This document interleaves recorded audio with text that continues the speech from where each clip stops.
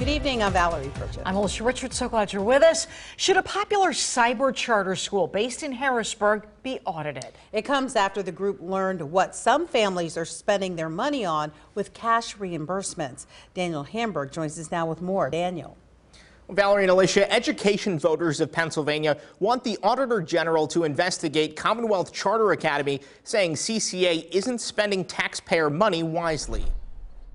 This year, Commonwealth Charter Academy gave a one-time $200 personal field trip reimbursement. We only did that this year because when we tried to plan field trips as a school, we had difficulty finding venues that would take large groups of students. We reviewed Facebook screenshots obtained by education voters of PA, showing some families discussing using the money to take trips to Dave & Buster's, amusement parks, and concerts. It is unacceptable that while school districts are starving and property tax increases are squeezing home and business owners, cyber charter schools are so awash in excess funding that they're using property tax dollars to pay for students' private activities and trips. Tim Eller with CCA says it wasn't just free cash. CCA reviewed the expense to ensure that they were educational in nature or met some type of educational standard to be reimbursable. Some field trips were not reimbursed. In March, CCA also sent a one-time technology subsidy payment for $150. It was just not a one-time willy-nilly payment to families. It was to compensate them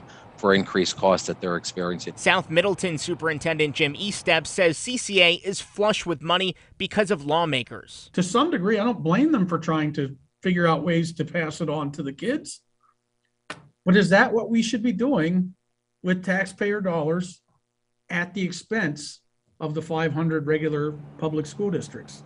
Eller says this is a meritless attack. We have an independent auditor that comes in every year that reviews our finances, reviews our books, and, completes an audit of that, just like a traditional public school district.